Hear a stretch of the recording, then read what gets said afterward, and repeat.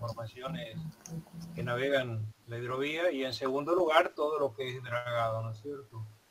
O sea, busquen información que se está haciendo en el dragado, cómo se trabaja.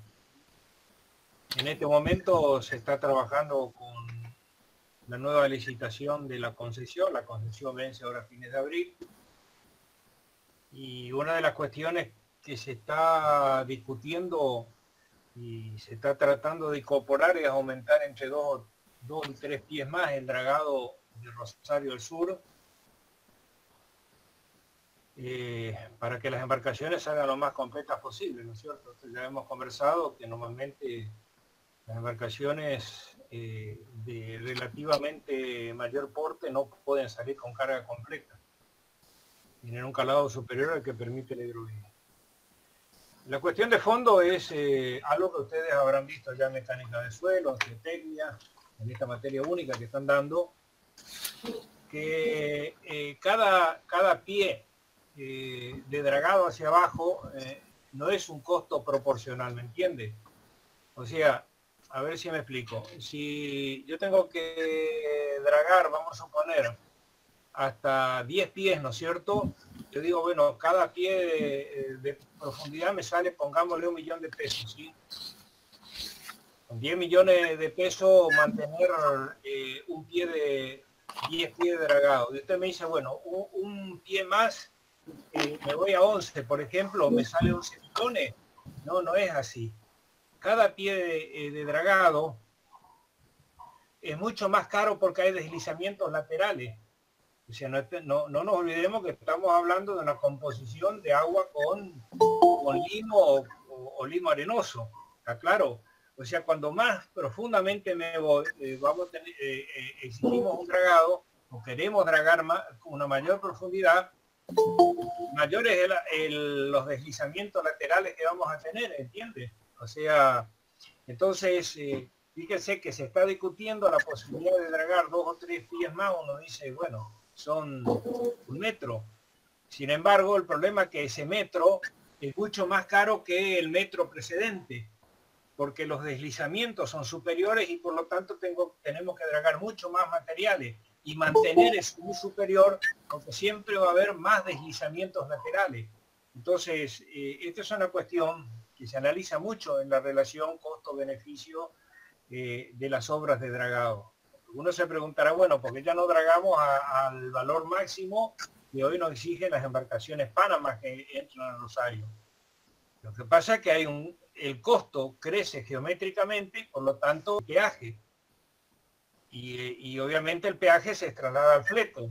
Por lo tanto, hay un valor máximo en lo cual la relación beneficio-costo ya no cierra más. Lo que quiero decirle, lo importante que sí son estas obras. Por eso yo insistimos mucho nosotros en mandar todas estas imágenes y todos estos videos de lo que significó esta embarcación en el canal de Suez. O sea, mantener un canal navegable es importante para la economía. En el caso particular de Argentina, contra lo que se piensa, el puerto de Bahía Blanca no es la principal salida de nuestra producción. Entre el 75 al 80% de lo que producimos en Argentina sale por los puertos de Santa Fe y Rosario al sur. Por eso para nosotros es fundamental la hidrovía. Y además hoy el 100% de la producción de Paraguay sale por la hidrovía. O sea, prácticamente en promedio un tren de barcaza está pasando por la esclusa de Yacyretá. Entonces, realmente no es una cuestión menor. O sea, si pasara algo en la hidrovía, obviamente Paraguay no tiene alternativa. Hoy sacar por Brasil es imposible. Está saturado el sistema fundamentalmente ferroviario. Y obviamente el puerto de Santos tiene un límite. Y para nosotros sería trágico, o sea, no poder que se nos cierre a nosotros cualquier tramo de la hidrovía, incluido los canales del Río de la Plata, sería trágico absolutamente para Argentina, ¿no? Y para el Paraguay. Así que es un poco lo que ustedes entiendan y busquen los antecedentes. Sí. ¿Sí? Ingeniero estimula. Bueno, lo que quería decir que con respecto al dragado y desrocado, yo conseguí mucha información lo que es Santa Fe Océano, es decir, el tramo de la hidrovía Santa Fe del Océano. Entonces, Santa Fe Confluencia, o sea, es decir, hay poca información del dragado con detalles más, es decir, del tipo de suelo, movimiento, o hay estudios hechos, pero no hay, es decir, más específicos. Bueno, lo que es Santa Fe Océano, es decir, Santa Fe, salida al océano, hay mucha información de dragado. Sí, lamentablemente esta es una de las posiciones que fijó la universidad en una reunión que tuvimos vía Zoom hace 3 semanas atrás. O sea, acá da la sensación de que gran parte de la hidrovía es Santa Fe, Rosario Sur. Y nosotros necesitamos complementar con otras cuestiones para que nos sirva, ¿no? Así que, bueno, pongan lo que tengan, sí. No, pues la mayoría de los estudios consideran que el tramo Santa Fe Confluencia o Santa Fe, todo el tramo Paraguay, es tramo de barcaza o navío. No, sí. Acá prácticamente hoy por hoy la mayor parte del movimiento de las formaciones que navegan son trenes de barcaza, sí. Pues consideran que el puerto de Santa Fe, el puerto de Rosario y el de Timbúes, son los puertos más importantes de salida al exterior. Sí, obviamente es más importante. Nosotros acá hay un gráfico que, bueno, seguramente en esta jornada lo vamos a presentar, ¿no es cierto? Pero uno ve, digamos, la producción que sale por Santa Fe Rosario y la que sale por Paraguay, y después ve un gran vacío en lo que es Formosa, Misiones, Corrientes y Chaco, ¿no? O sea, obviamente nosotros tenemos una situación donde hoy por hoy, así como están las cosas, no es que la hidrovía no nos sirva, y ahí es donde, está bien, no es lo que le pido en este trabajo, ¿no es cierto? Pero hay una cuestión de logística, o sea, nosotros podemos tener la hidrovía, pero si tenemos puertos que no funcionan adecuadamente, que la logística no es la adecuada, ¿no es cierto? Obviamente, nosotros, la hidrovía así como está no nos sirve. O sea, el Banco Mundial mide la logística en todo el mundo y nosotros estamos en el puesto 67 en el mundo. Y son 6 los parámetros. Compara esos parámetros con nuestro puerto, o sea, tenemos inconvenientes de todo tipo. Entonces eso hace que obviamente hoy la gente o los productores prefieran, en la medida que consigan formaciones ferroviarias, porque tampoco alcanzan para sacar toda la producción, usan las formaciones ferroviarias. Y si no, lo sacan por medio automotor. O sea, hoy para nosotros la hidrovía no es competitivo, absolutamente en estos momentos.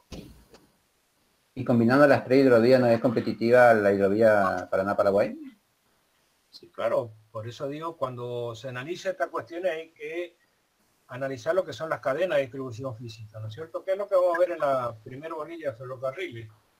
O sea, uno tiene que analizar las diferentes alternativas. En la punta de la bolilla 11 nosotros damos lo que significa sacar las hojas de charata.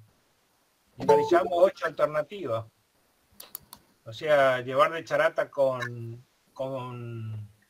camión hasta Barranquera y después hasta Rosario, llevar por ferrocarril y después hasta Rosario, llevar por ferrocarril a Rosario, llevar por el medio automotor, o sea, y a partir de ahí uno tiene que analizar qué pasa en cada cadena de distribución física, lo que hace al costo y lo que hace a la logística. Y a partir de ahí ver qué es lo que pasa para que cierta cadena de distribución física no se utilice, ¿no? Y lo que vamos a ver nosotros, o lo que van a ver en esa bolilla, es que el tiempo es fundamental.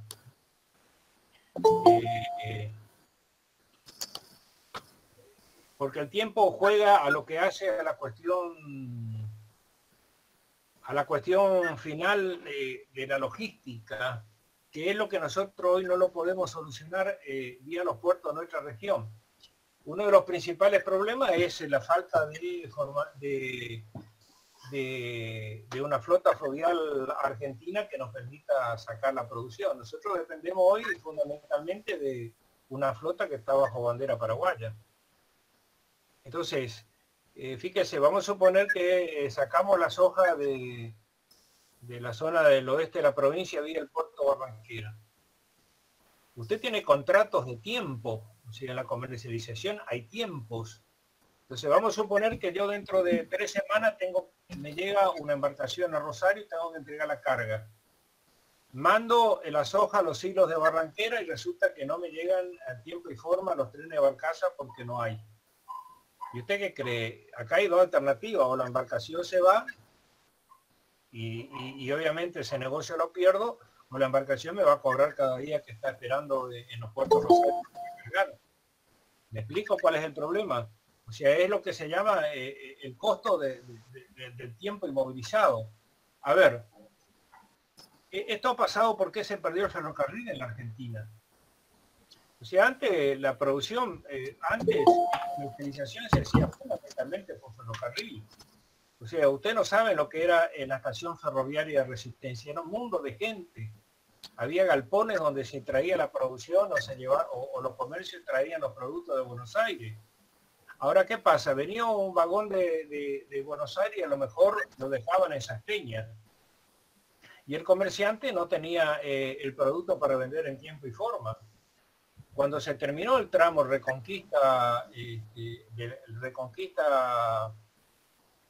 Resistencia de la ruta 11, y el ferrocarril se murió, la gente prefirió pagar un poco más por el flete automotor que traer por ferrocarril. ¿Por qué? A ver, si yo compro, tengo una bicicletería y compro bicicletas en Buenos Aires, yo tuve que pagar, está claro. Y no es lo mismo que la bicicleta me llegue en 48 horas para que yo lo pueda empezar a vender que me llegue en 2 semanas. O pierdo plata o tengo que trasladar al costo de la bicicleta que voy a vender. Entonces el tiempo en transporte para ciertos tipos de carga es fundamental. Entonces este es el problema del puerto de Barranquera. Yo si mando un camión o una formación ferroviaria al puerto Rosario, lo más probable es que en el día me llegue esa carga. O sea, esté listo para trasladar a los hilos para que esté en espera cuando llegue una embarcación a buscar el producto. Ahora, yo mando Barranquera y no sé cuándo voy a tener la formación, el tren de barcazas para poder cargar esos productos y poder mandarlo. ¿Me entienden cuál es el concepto? Esto está desarrollado en la bolilla 11, porque ¿saben qué? Si no, nosotros hablamos, y es lo que nosotros insistimos en la bolilla, en la primera parte de esta materia, que en el tema puerto. El puerto es un lugar de enlace y tenemos que tener el mejor puerto posible. Ahora, si el resto del sistema, que son las conexiones fluviales y o marítimas, y las conexiones terrestres, automotores y ferroviarias, no funcionan, esto indudablemente tiene un pequeño inconveniente. Ya digo. ¿Podés empezar, Magdalena? Bueno, está. Buenas tardes, chicos. Buenas tardes, ingeniera. Buenas tardes, ingeniera. Espera que hago la presentación, busco. ¿Ustedes me pueden avisar si se ve bien el práctico? Te avisamos, te avisamos. Espera que no me sale. ¿Por qué no me sale el...?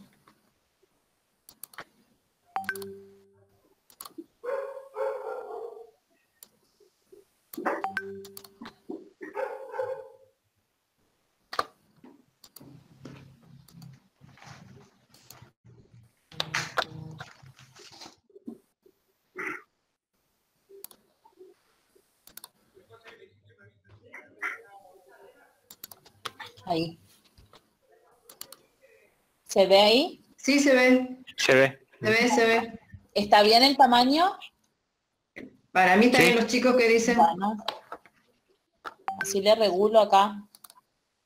Ahí está mejor. Perfecto. Lo que pasa es que si agrando mucho no se aprecia lo de abajo.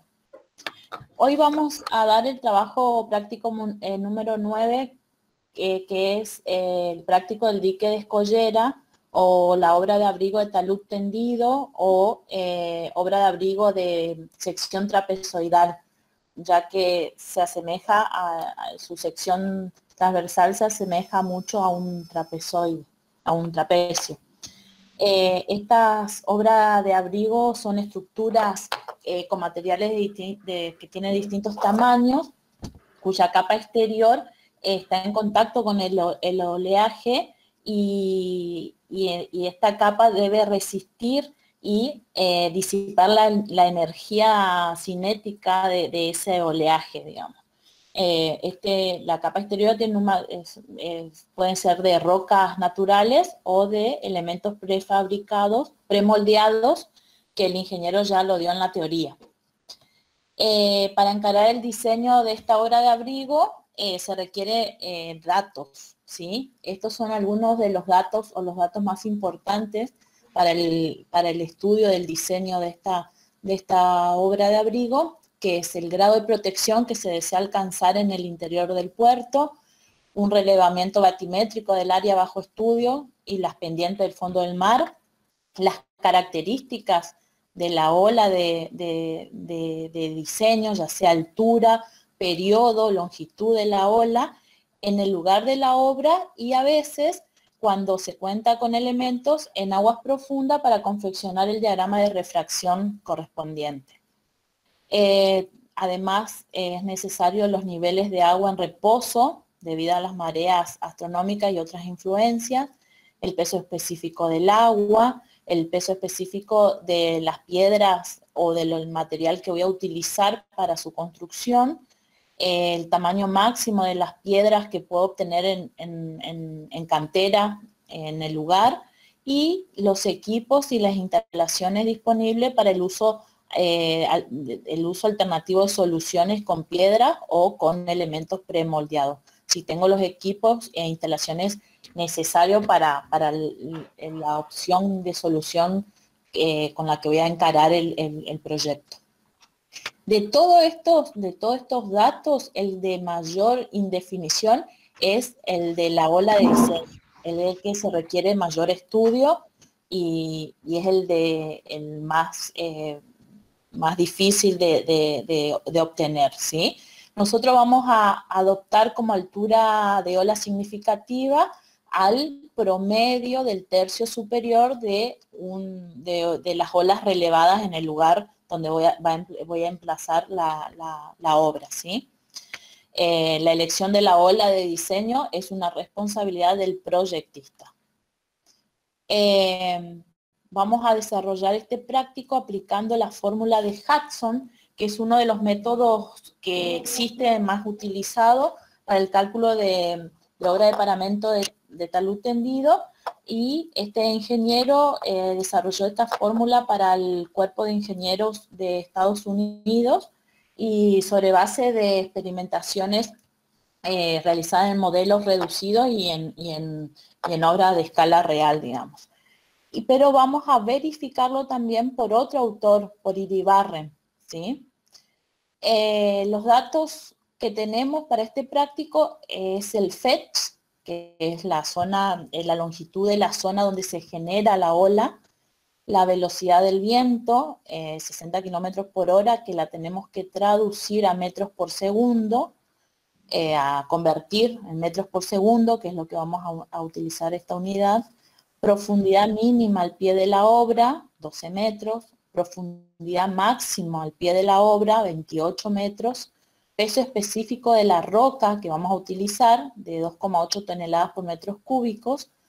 Peso específico del agua, como es en el mar, tiene más de 1,025 toneladas por metros cúbicos. Vamos a hacer la relación entre esos dos pesos, entre el peso de la roca y el del agua. Vamos a necesitar esta relación también en la fórmula, la pendiente de la playa y bueno, y la aceleración de la gravedad. Empezamos el cálculo. El primer paso es la determinación de las características de la ola, ¿sí? Para ello vamos a utilizar un nomograma, un ábaco. ¿Se ve el ábaco? Sí. Sí, Bueno, se ve.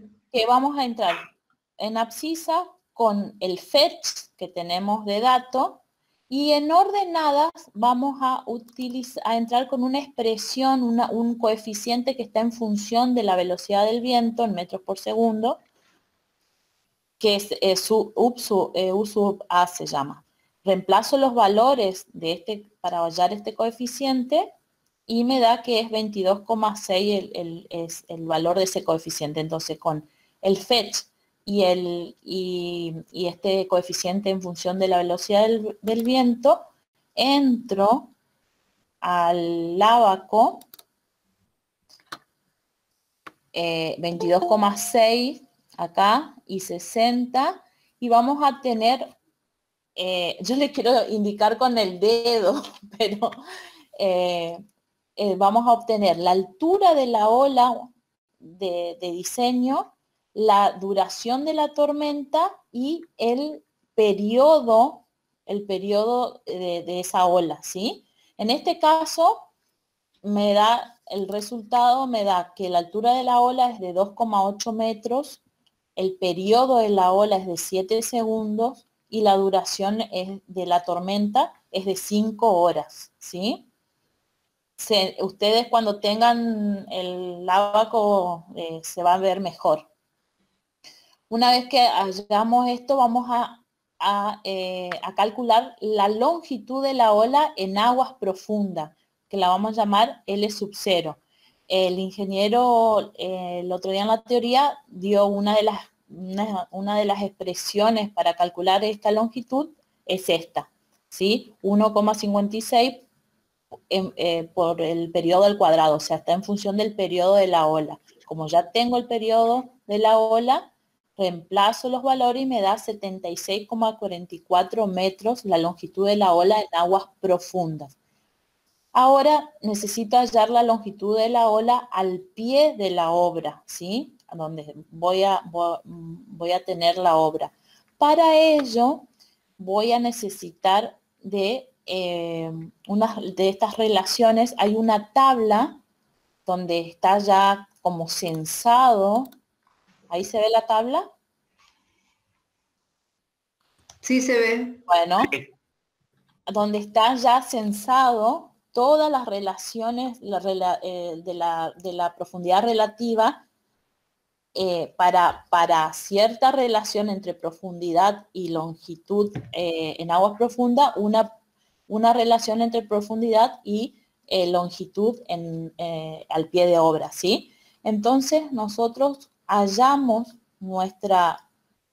como esto tenemos de datos, tenemos acá 12 metros y 28 metros, 28 metros, que es la máxima profundidad al pie de obra, y la longitud en aguas profundas 76. Entonces, con esta relación 0,366 entro a la tabla y tengo esta relación, ¿sí? 0,3728. De ahí, igualando, o sea, despejo L, la longitud al pie de la obra, que me va a dar 75 metros, ¿sí? ¿Se entendió eso? Tengo hallo el valor de esto y despejo L, ¿sí? Bueno, ya tengo entonces altura de la ola, periodo de la ola, duración de la tormenta, longitud de la ola en aguas profundas y al pie de la obra. Ahora vamos a hallar el estado de la ola, o sea, si rompe o no rompe sobre la estructura, ¿sí? Para ello vamos a utilizar un gráfico que también el ingeniero lo dio en el práctico, que es este, ¿sí? Donde se visualiza las diferentes zonas en las cuales se producirán las roturas de la ola en función de la pendiente de la misma en aguas profundas, digamos, en función de este valor y la profundidad relativa, que es este valor, ¿sí? Como tenemos ya los datos de estas expresiones, reemplazamos estos datos, nos ubicamos en abscisa y en ordenada y vemos en qué lugar estamos, si en no rotura o rotura. En nuestro caso, reemplazamos los valores, con estos valores nos fuimos al gráfico y que caímos en la zona de no rotura, ¿sí? Entonces sabemos que la ola no rompe. Ahora ya tengo todas las características de la ola de diseño. Entonces ahora sí puedo diseñar la obra de abrigo, ¿sí? Para esto vamos a adoptar otra cosa. El ingeniero había mostrado que el Cuerpo de Ingenieros de Estados Unidos tiene como prediseñado secciones, ¿sí?, de modelos donde me muestra cómo deben ser las capas, digamos, y la relación de los pesos de las distintas capas, ¿sí? En este caso nosotros vamos a hallar una sección de escollera para aguas profundas, pero para olas sin romper y profundidad mayor a 1,3 de la altura de la ola. Vamos a adoptar esta sección tipo, este diseño de sección para calcular después las relaciones y calcular el peso, ¿sí?, de los elementos. ¿Qué más? Estos diseños tienen estructura de 3 capas según los tamaños de piedra y varían según la profundidad del agua donde se construya la obra y lo que establece la condición de rotura o no rotura, digamos, ¿sí? Vamos a utilizar entonces la fórmula de Hudson, que es una expresión para calcular los elementos naturales o artificiales de la capa externa de este tipo de obra, ¿sí? Vamos a calcular el W de la capa externa del dique de escollera. Esta fórmula de Hudson está en función del peso específico del material a utilizar, de la altura de la ola de diseño, que ya la obtuvimos, de la relación entre los pesos específicos del elemento y del agua, del ángulo del talud de mi sección y de un coeficiente K sub delta, que es un coeficiente que corresponde a cada tipo de elemento, que está en función de su forma, de la forma del elemento, del grado de trabazón y la rugosidad de la superficie. ¿Sí? Espere que encuentre la tabla, que el ingeniero también en la teoría explicó, ¿sí? En este caso, este coeficiente va, cada material va a tener 4 valores de coeficiente, ¿sí? En el tramo, con olas sin romper y olas rompiendo, y en el extremo con olas sin romper y olas rompiendo. En este caso se observa que cuando tenemos en el tramo con olas rompiendo y en el extremo el valor es menor que en el tramo, digamos. ¿Por qué? Porque cuando está el elemento está expuesto en el extremo, voy a necesitar mayor peso, y como el K sub delta está dividiendo, entonces necesito un valor menor para tener mayor peso y estar más seguro, digamos, ¿sí? Entonces, cuando está en el extremo y cuando está la ola rompiendo, los valores son menores. Esta fórmula de Hudson no contempla el periodo de la ola y su ángulo de incidencia sobre el dique. ¿Por qué? Porque consideramos que el ángulo de la incidencia de la ola es a 90 grados, que es el valor que produce las mayores solicitaciones, y estamos del lado de la seguridad, ¿sí? Bueno, acá está lo que explicamos del coeficiente K sub delta, que tenemos 4 valores. Y nosotros vamos a ocupar esta tabla entonces para elegir el tipo de elemento, el número de capas, cómo va a ser la colocación, si es ordenada o no ordenada, y para hallar el K sub delta, la cotangente del ángulo del talud, un coeficiente de espesor de capa, K sub E, y la porosidad, ¿sí? En nuestro ejemplo vamos a adoptar tipo de elemento roca angulosa, número de capas igual a 3 y colocación sin ordenar. Venimos a la tabla y obtenemos estos valores, ¿sí? Como es sin romper, entonces tenemos 4,5, en el tramo y en el extremo 4,2. La cotangente de alfa va a ser 1,5, el coeficiente de capa va a ser 1 y la porosidad va a ser 40%, ¿sí? Una vez que tenemos todos los valores, reemplazamos en la fórmula y vamos a obtener dos valores. Para el tramo, el peso del elemento para el tramo y el peso del elemento para el extremo, ¿sí? Me da 1,75 toneladas por elemento y 1,88 toneladas por elemento en el extremo. Vieron que en el extremo da mayor que en el tramo. Bueno, ahora vamos a verificar por otro autor, Iribarren, donde tiene en cuenta el coeficiente de rotura total de la ola o de la ola cuando comienza a romper, el K y el K suprima acá, ¿sí? Entonces, es una fórmula que también está en función del peso específico de la roca, de la altura de la ola, de la relación entre los pesos específicos y de un factor, de un coeficiente que hallamos de una tabla que depende del material a utilizar y de este coeficiente para rotura total de la ola o comienzo de la ola, ¿sí?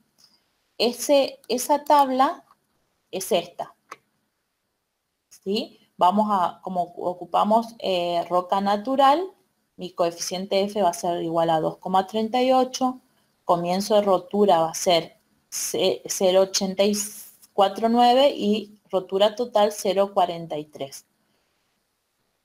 Reemplazamos los valores y me sale que en la capa exterior voy a tener 3,47 toneladas por elemento y eso es para rotura de la ola y para el comienzo de rotura de la ola y para rotura total de la ola es 1,76 toneladas por elemento. De todos los cálculos comparamos de Hudson con ola sin romper, me dio 1,75 en el tramo y 1,88 en el extremo. Con Iribarren en el comienzo de rotura da 3,47 en tramo y extremo y con el comienzo de rotura y con rotura total da 1,76. En este caso nosotros vamos a dimensionar con el mayor peso de cada elemento, que es 3,45 toneladas, ¿sí? Adoptamos eso para dimensionar la sección del dique. Vamos a calcular el peso del elemento para las demás capas. Una vez que yo obtengo el peso del elemento exterior, eligiendo la sección mi diseño, digamos la sección del diseño del dique, voy a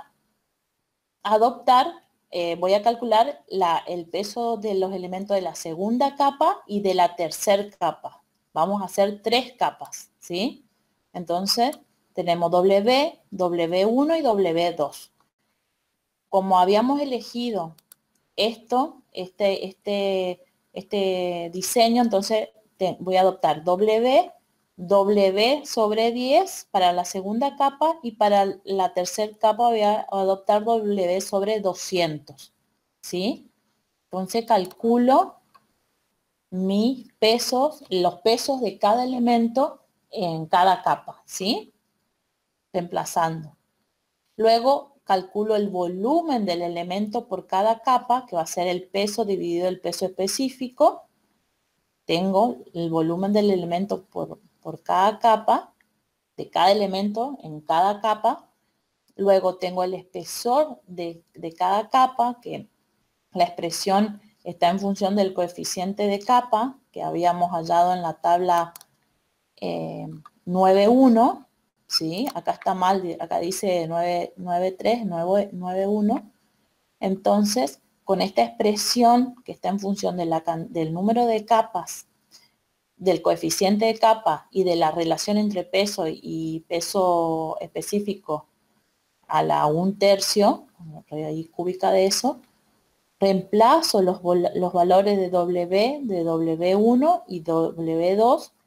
K, el coeficiente de capa dijimos que era igual a 1, acá, igual a 1.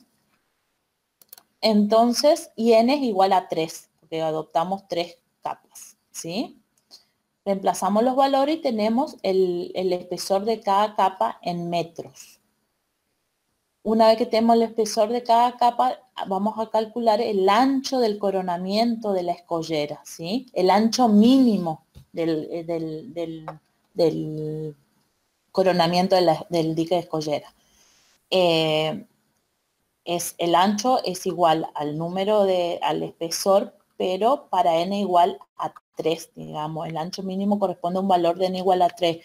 Esto es 3 elementos colocados uno al lado de otro, ¿sí? Adoptamos el mayor espesor sería como ancho mínimo. ¿Por qué? Porque lo podemos aumentar si tenemos necesidad de tener un acceso al extremo de la obra, si utilizamos el coronamiento para otros fines, si queremos reducir el sobrepaso de la ola y por técnicas constructivas que exigen circulación sobre el coronamiento. O sea, nosotros podemos aumentar ese ancho de coronamiento. En este caso lo dejamos como el ancho mínimo, digamos. ¿Chicos están? Sí, profe. Porque Sí, estoy como muy sola. Profe, ¿yo le puedo hacer una pregunta? Sí, Cuando saca el espesor de cada capa, sí. por ejemplo, o sea, la sección no es constante, es trapezoidal. ¿Cómo se mediría en ese espesor, por ejemplo, en la primer capa? O sea, sería E2, en E2. Pero es paralela a la capa. Estamos hablando de... ¿Dónde está? ¿Ves? El espesor es el mismo. Claro, pero por ejemplo para W sobre 200. Inge, Sí, ahí ya no hay capa. O sea, no hay capa porque acá va un núcleo, digamos. claro. Acá sería una capita, quedaría, y acá es todo núcleo ya. BW200 o BW6000 no es capa, ya es No un es- volumen total. O sea, Es ahí, como Ok, el, ok. o sea, Son ahí, volúmenes de ahí cálculo. se acomoda la roca y después se construye, sí, la capa externa, ¿no es cierto? Pero la primero es un núcleo donde es volumen, no es, claro, ahí no hay capa. esto es un núcleo, digamos, ya es todo.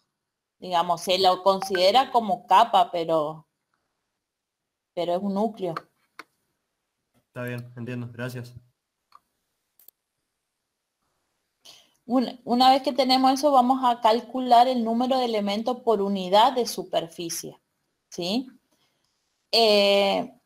No sé, acá es despejar fórmula, no sé si quiere que le expliquen, ustedes lo leen después, lo despeja, o sea, es tipo cuando hicimos suelo, digamos, que van analizando una capa de espesor E y superficie S, o sea, el volumen total va a ser la superficie por el espesor. El volumen del sólido va a ser el volumen total menos el volumen de los vacíos.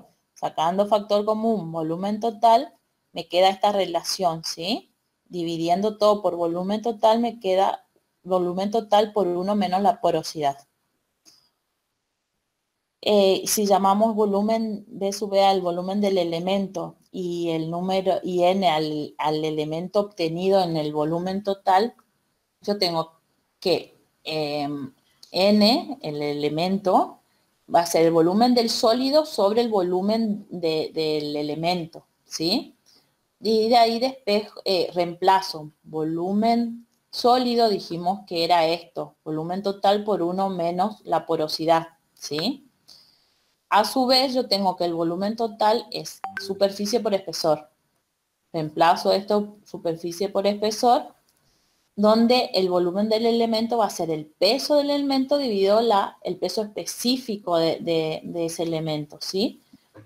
Y El espesor, dijimos acá, la expresión de espesor, de la fórmula para allá del espesor es el número de capas por el coeficiente de espesor por esta relación a la 1/3, ¿sí? Reemplazo esto y obtengo que, ya me perdí, chicos, esperen, que es la superficie por n por k sub e por 1 menos p, que sería e, esta parte sería e, ¿sí? Por el peso específico, por el volumen, digamos, elevado a la 1/3, dividido b sub e, que es esto, peso específico dividido el peso específico, haciendo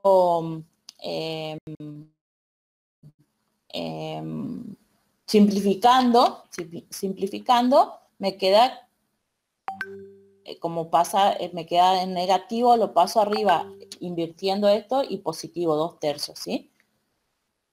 Reemplazo los valores y me queda acá la fórmula para calcular el número de elementos por unidad de superficie, ¿sí? Con esta fórmula voy reemplazando solamente los pesos, el peso de la primera capa, el peso de la segunda y de la tercera, y tengo el número de elementos por superficie por superficie, ¿sí?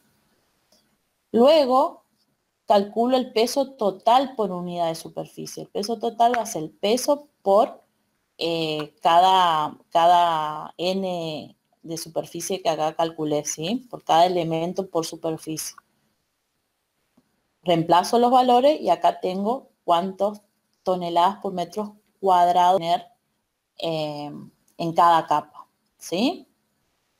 Una vez que ya obtengo todos los datos de las distintas capas, voy a calcular la altura del coronamiento. La altura del coronamiento nos dice que es la altura medida hacia arriba desde el nivel de aguas quietas correspondiente a pleamar. A ver si tengo un gráfico. No tengo ahora ningún gráfico. Bueno, esa altura del coronamiento, creo que no, esto sería, yo tengo aguas, un nivel de aguas quietas sería esta altura de coronamiento, ¿sí? Esta. Esa altura de coronamiento como mínimo tiene que ser 0,6 de la altura de la ola de diseño. Pero para determinar la altura de coronamiento tengo que tener en cuenta, si atrás de la obra de abrigo de un puerto existe un gran espejo de agua que facilita la disipación de las olas sobrepasadas y operan preferentemente buques grandes, entonces puedo adoptar esa altura, ¿sí? 0,6, la mínima altura. Pero si en cambio el espejo de agua detrás de la obra es pequeño y el puerto es usado por buques menores, ese sobrepaso debe ser evitado. ¿Por qué? Porque voy a tener molestias en la operación portuaria. Entonces, la altura de coronamiento voy a adoptar 1,25 de la ola de diseño, de la altura de la ola de diseño, ¿sí? O sea que entre estos dos valores adoptamos el que es dependiendo de la situación en que está nuestro puerto. En este caso, adoptamos el de mayor altura, digamos, ¿sí? Esta altura, acá tengo, perdón. En este caso, como adopté el de 1,25, entonces 3,5 metros me queda la altura del coronamiento.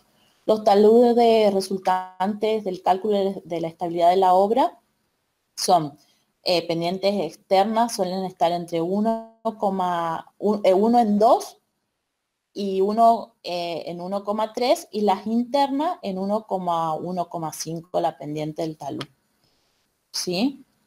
Y ahí termina el práctico de talud de sección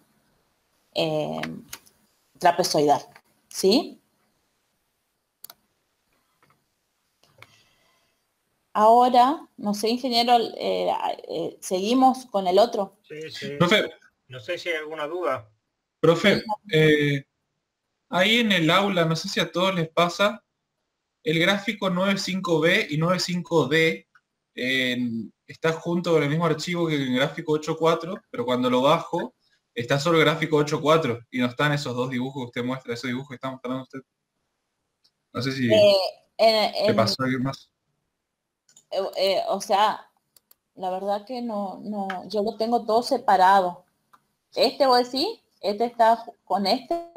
Lo que pasa es que en el aula virtual aparece un archivo que se llama gráfico 8-4 y 95B, 95D, como si fuese uno solo. Y cuando lo descargo me aparece solo el gráfico 8.4. Bueno, si no, si quieren chicos, le mando por el grupo de WhatsApp los gráficos estos. Sí, por favor, por favor. Y ustedes reenvían después a los otros chicos. ¿Sí? De lujo, gracias. Y otra Sí, cosa. vamos a chequear, pero mandale, sí. Sí, si no lo voy a... Otra cosa, chicos, este práctico va a tener una tarea. La tarea va a ser realizar un resumen sobre la remodelación y prolongación de la escollera sur en el puerto de Quequén. Van a entrar, acá yo les puse una dirección, pero busquen ahí y lean y van a ver que se relaciona mucho al práctico. Hay muchos datos, digamos, como el práctico que recién dimos.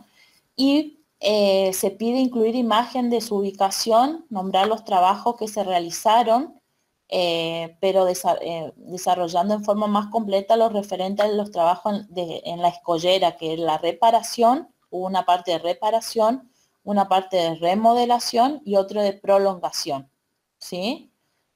Así que ese va a ser ahora igualmente, yo les mando al grupo y después lo subo a la página virtual. ¿Este se va a presentar dentro de una semana, ¿no es cierto, ingeniera? Sí. No, porque en la fecha dice que se entrega mañana el práctico 9, por eso le preguntaba. No. Después no más, ¿sí? Así que este va a ser la tarea de ese práctico. Es muy lindo. Yo tengo fotos de cuando se hizo la remodelación y la prolongación del dique, que un maquinista me la había facilitado, un retrista que trabajaba conmigo, estuvo en esa obra y me dio muchísimas fotos, digamos. Ahora vamos a dar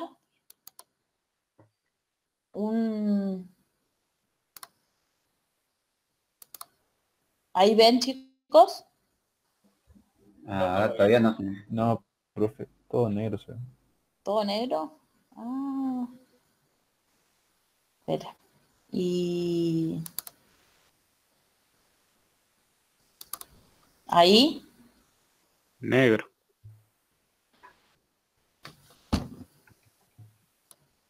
Vamos a tener... Yo no tengo en Word esto. ¿En Word está? No lo tengo. Yo tengo en presentación. A ver, espera, dejo de compartir.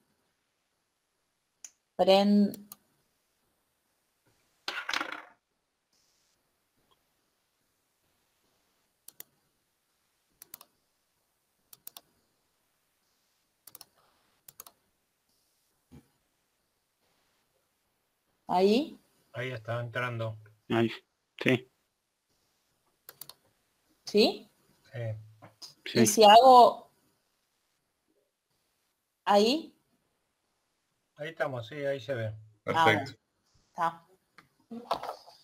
Bueno, vamos a dar un pequeño repaso de obra de abrigo de paramento vertical, digamos, para hacer el práctico para hacer el práctico de esa clase de obras de abrigo, ¿sí? Es un resumen, el ingeniero ya dio en la teoría, pero este es un pequeño resumencito para enganchar con el práctico.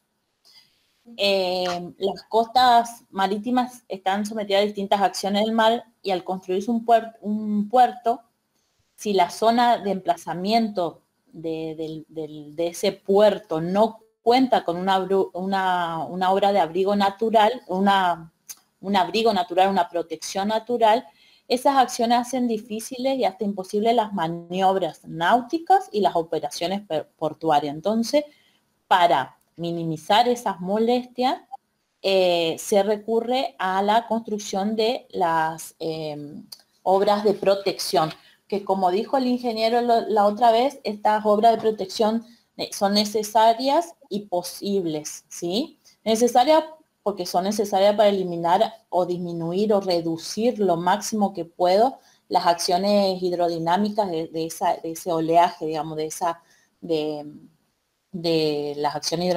hidrodinámicas perjudiciales para las maniobras náuticas.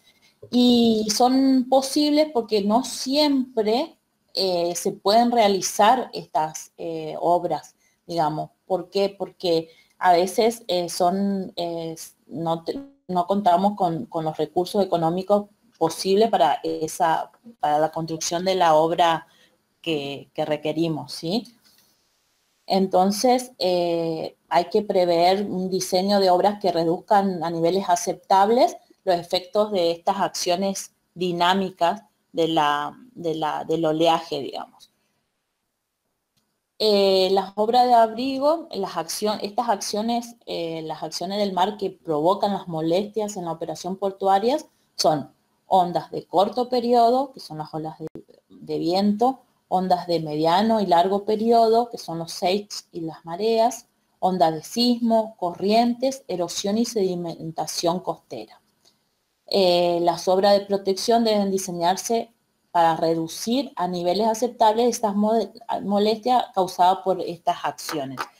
Entonces, debo lograr con estas obras un espejo de agua, ¿sí? ¿Para qué? Para obtener tranquilidad compatible con las operaciones portuarias previstas, para lograr velocidades de corrientes reducidas y para evitar los fenómenos de erosión y sedimentación. Bueno, como el ingeniero le mostró también en la teoría, existen distintos tipos de estructuras utilizadas como obra de protección. Las más conocidas son la de talud tendido o escollera, la de paramento vertical u obra de reflejante y las mixtas.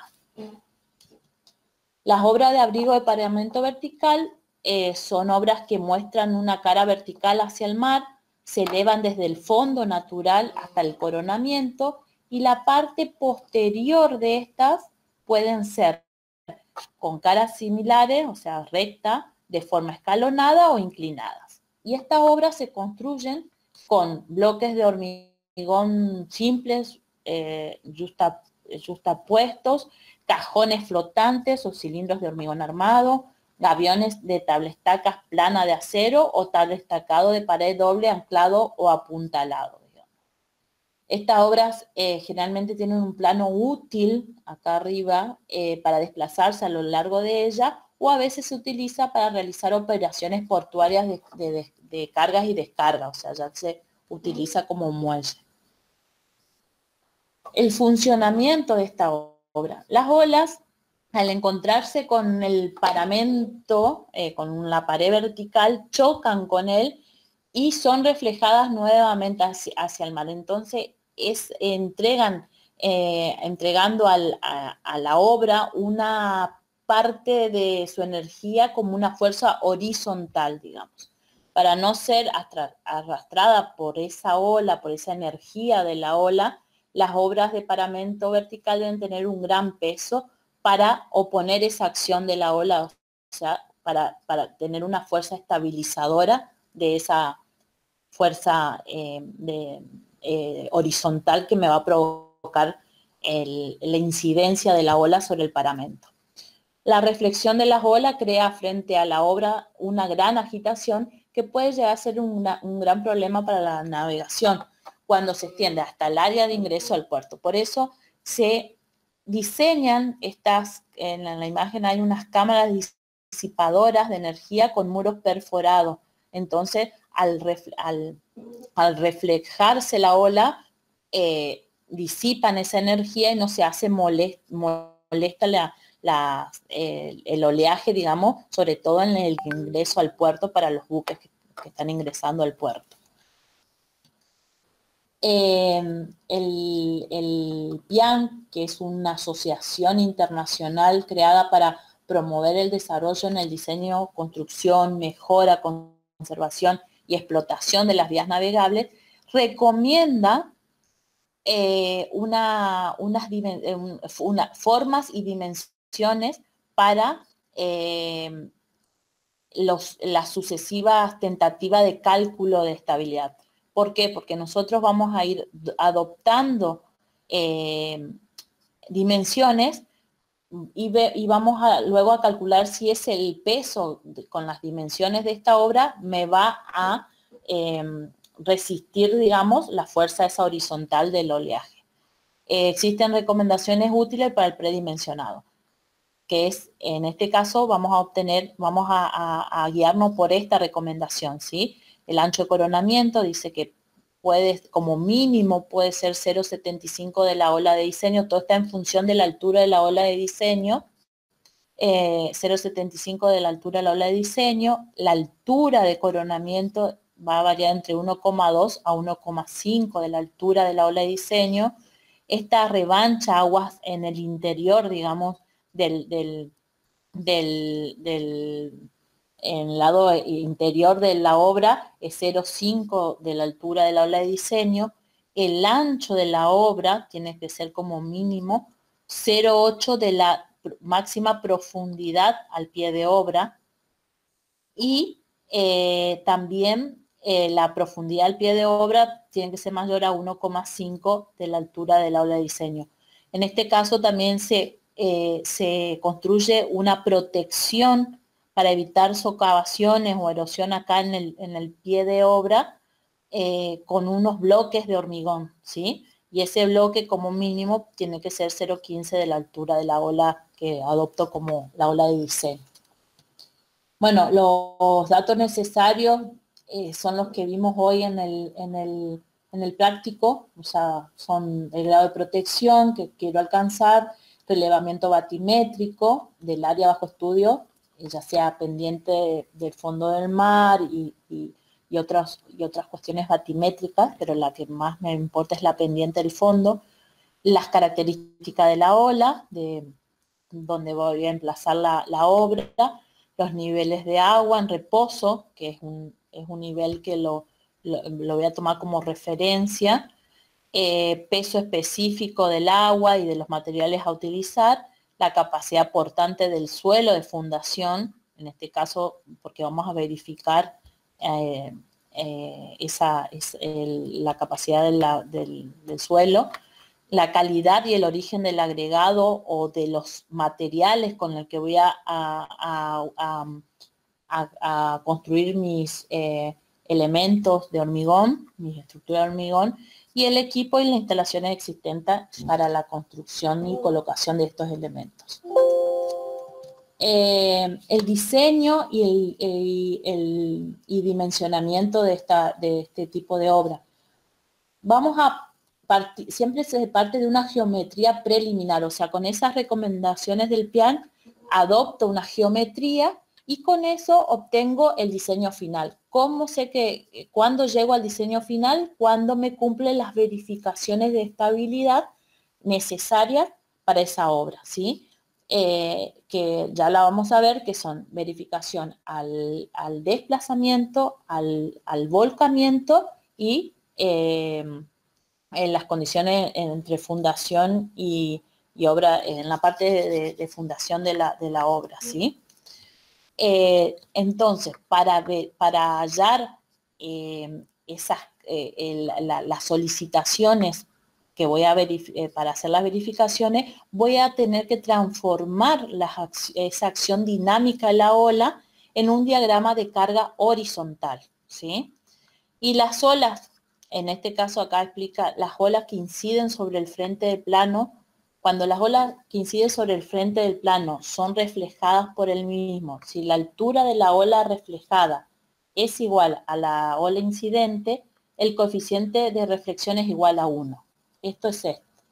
Digamos, cuando tengo esta característica, cuando la altura de la ola reflejada respecto a mi nivel de aguas quietas, digamos, la altura del agua reflejada es igual a la altura de la ola incidente, voy a tener una ola estacionaria, ¿sí? Donde no tiene variación horizontal, pero sí tengo una variación en altura que va a ser 2 veces la altura de la altura de la ola, ¿sí? Las características de las olas reflejadas son iguales a las incidentes y se produce una superposición de ambas en una ola de igual longitud, tengo igual longitud de ola y periodo de doble altura, digamos. Para calcular calcular este tipo de estructura vamos a desarrollar el método de resolución por el método de Saint-Flow, que establece diferentes hipótesis y diagramas de cargas horizontales, ¿sí? O sea, convierten la acción hidrodinámica en una fuerza horizontal. Obtenida la fuerza de la ola por aplicación del método de la estructura predimensionada, debo verificar en cuanto a su estabilidad. Estas verificaciones son al volcamiento, al deslizamiento y las tensiones de contacto con el suelo y la fundación, con el suelo de fundación, digamos. Esas 3 verificaciones nos tienen que dar para asegurar que llegamos al diseño final con el predimensionado que adoptamos. Si no se cumple, hay que redimensionar de nuevo la estructura, si es algo de esto, o si no cumple con las tensiones de contacto, tengo que encarar correcciones en la base, ¿sí? El método de Saint-Flow es un método basado en teoría de ola de amplitud finita, donde se recomienda utilizar este método cuando la relación entre la profundidad al pie de la obra y la altura de la ola significativa es mayor o igual a 2. Cuando cumple con esto, puedo ocupar el método de Saint-Flow, digamos. Saint-Flow tiene 2 hipótesis. Una, que se admite la existencia de ondas estacionarias en el frente del paramento, y otra es que se adopta como parámetro de diseño la altura de la ola significativa, que en este caso nosotros vamos a adoptar como el promedio del tercio superior de las olas relevadas, ¿sí? Se define también una altura de sobreelevación del nivel de agua medida desde el nivel de agua de aguas en reposo. Esta altura, AT sub 0, es una consecuencia de la teoría de ola que supone que la ola estacionaria, que supone que para una ola estacionaria, una forma en la cual la cresta está más alejada que el seno respecto al nivel de aguas en reposo, ¿sí? Pero por una razón de equilibrio yo necesito que la superficie S1 sea igual a S2. Entonces debo sobrelevar un poquito este nivel para lograr ese equilibrio de superficies de ola, digamos, ¿sí? Entonces, esa sobrelevación se calcula en base de la altura de la ola de diseño, de la longitud de la ola, y bueno, y de una función hiperbólica. Reemplazando estos valores voy a obtener este H0, digamos.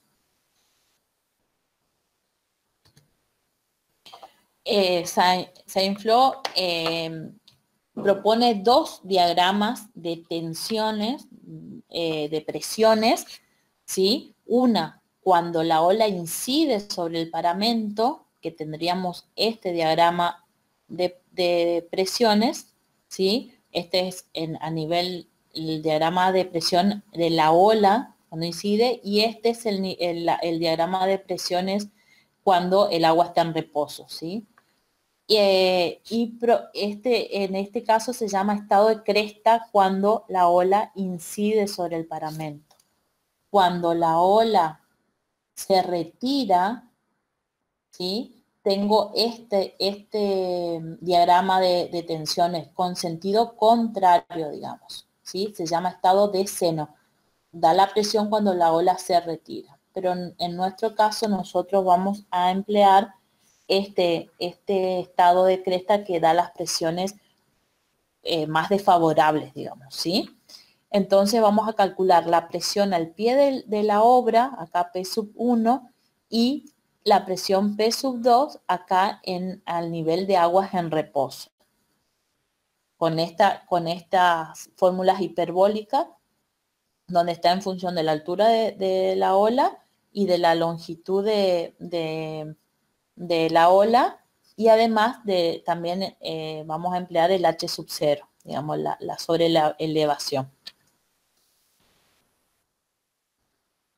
Entonces, nosotros necesitamos llegar a un diagrama de cuerpo libre donde tengamos definidas ya todas las cargas, todas las fuerzas que van a actuar para verificar esta estructura. Entonces, conocidos los diagramas de presiones, se obtiene por integración de áreas las fuerzas actuantes sobre la estructura por metro lineal de obra. Con esta fuerza, más el peso de la obra y la supresión que voy a tener acá en el fondo, se compone un sistema que deberá cumplir con las condiciones de seguridad al deslizamiento y al volcamiento. Vamos a tomar como punto como punto de giro, digamos, este extremo. Tal verificación se hace por lo general únicamente para el estado de cresta, lo que dijimos hoy, ya que es el más desfavorable, salvo que la forma geométrica elegida y la distribución de peso hagan presumir como más desfavorable el otro estado, el de seno, pero por lo general el de cresta es el de mayor, el de peor condiciones, digamos. Bueno, esto lo vamos a ver en el práctico, o sea, obtenido la fuerza horizontal, yo voy a calcular la resultante de mi fuerza horizontal y después voy a obtener un momento el momento que me va a provocar esta fuerza horizontal, ¿sí?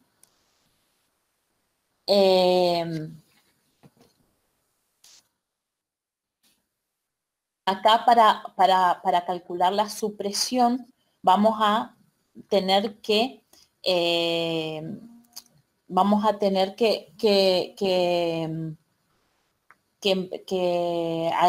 depender de dos hipótesis, ¿sí? Que se fijan para la obra. ¿Cuáles son? Cuando la altura de la obra admite el sobrepaso de la ola o cuando la altura de la obra no admite el sobrepaso de la ola, y en este caso es cuando se forma una onda estacionaria, que sería nuestro caso, que es la condición para emplear el método de Saint-Flour, o cuando haya rotura de la ola, ¿sí? En cada caso voy a calcular la supresión, digamos, ¿sí? En el primer caso, cuando admito que es el sobrepaso total de la ola, la supresión va a ser igual a 0, porque está completamente sumergida la obra. En la hipótesis B1, cuando la supresión estaba por un diagrama triangular de presiones, voy a tener esta fórmula, digamos, cuando tengo esta hipótesis que la altura de la obra no admite el sobrepaso de la ola y se forma una onda estacionaria, voy a tener esta expresión para calcular esa supresión, ¿sí? En este caso tenemos que tener en cuenta hasta dónde tengo la obra sumergida y hasta dónde tengo la obra seca, por los pesos específicos que vamos a adoptar. Bueno, y en la otra hipótesis, cuando la altura de la obra no admite el sobrepaso y hay rotura de ola, calculamos con esta expresión la supresión, ¿sí? P sub U, esta. ¿Están, chicos? Sí. Esto lo vamos a ver mejor en el práctico, digamos. Nos vamos a dar cuenta. El peso, ahora calculamos la otra, acá, la otra fuerza que va a intervenir, que es la fuerza de rozamiento entre fundación y estructura, ¿sí? Que va a ser el equilibrio entre el peso y la fuerza de supresión, multiplicado por el coeficiente de fricción, ¿sí? Este coeficiente de fricción lo voy a adoptar igual a 0,5, que es para un coeficiente de fricción entre la base de la estructura y el suelo, tratándose de hormigón sobre una base de material granular, es igual a 0,5, ¿sí? Y a su vez también voy a hallar el momento que me va a provocar el peso de la estructura. Hoy teníamos el momento horizontal que me provoca la fuerza horizontal, ahora voy a tener el momento que me va a provocar el peso de la estructura. La fuerza de supresión, si se expresa en forma separada, tiene sentido contrario al peso propio y toma el siguiente valor, integrando el área de un triángulo. O sea, ¿qué es esto? P sub U por B sobre 2, ¿sí? Acá está. P sub U, la presión, la supresión por B sobre 2.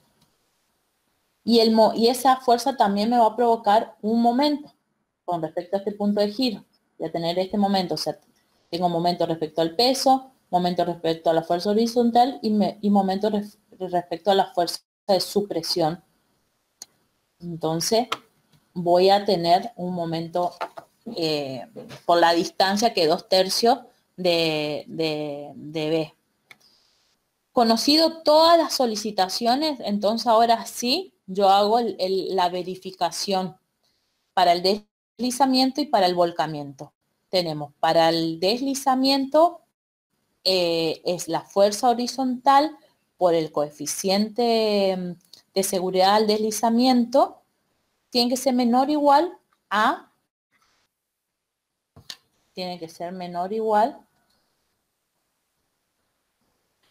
menor o igual a la fuerza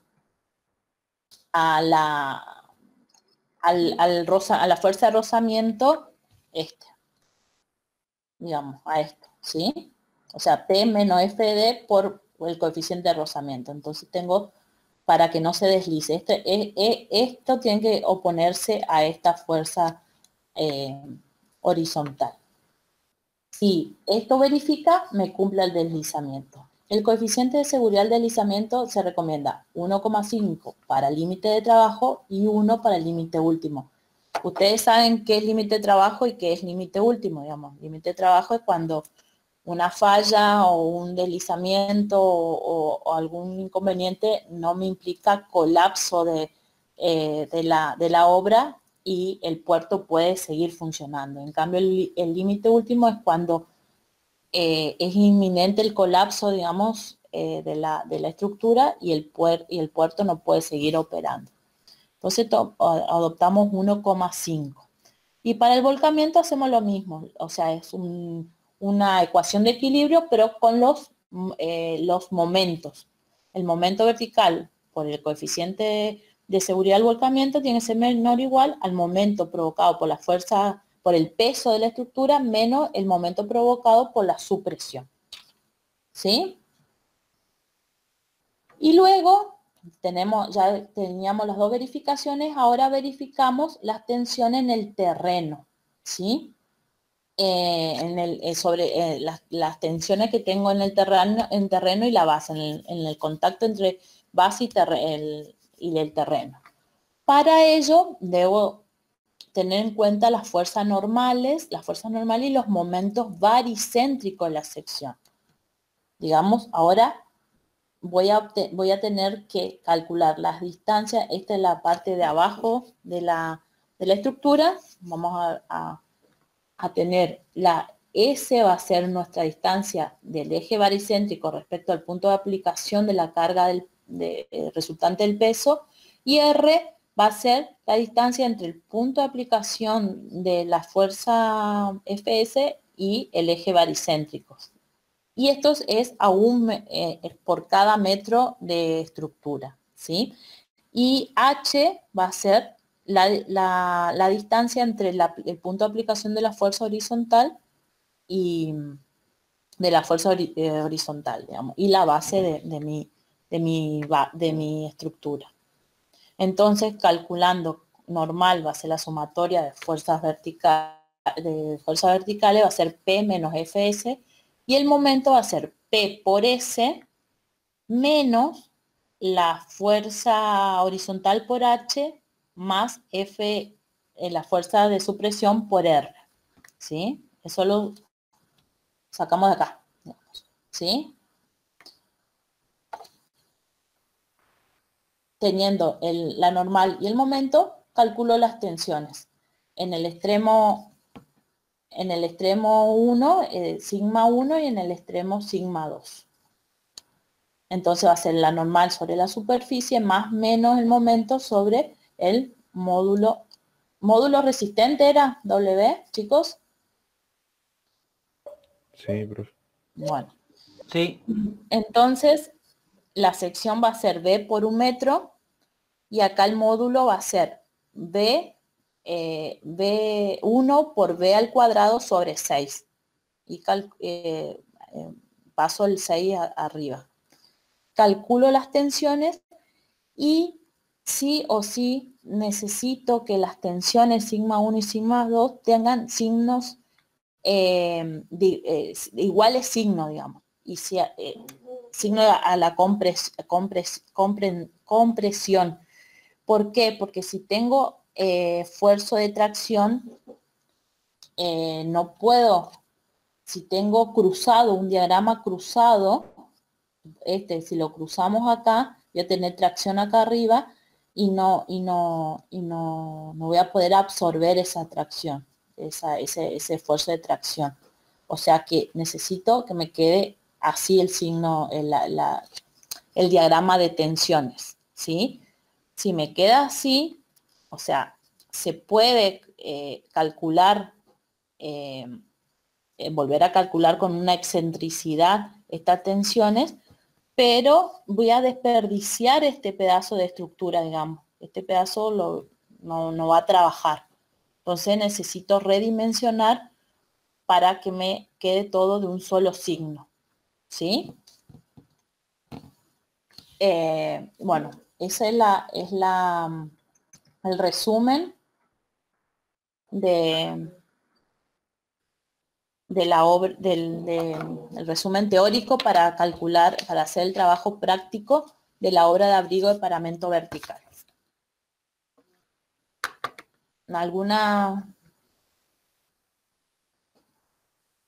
¿Algún comentario o algo? ¿Pasamos al práctico? En el práctico se van a dar cuenta mejor.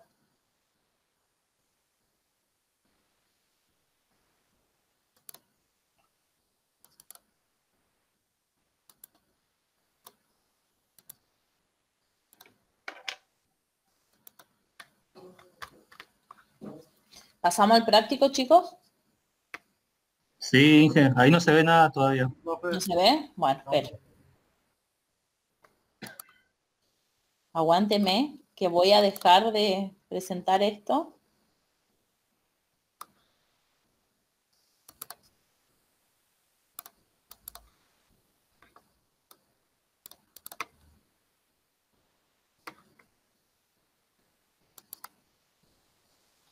Ahí. ¿Se ve? Sí, ahí se ve, profe. Bueno. Entonces vamos a desarrollar el práctico de obras de abrigo de paramento vertical. El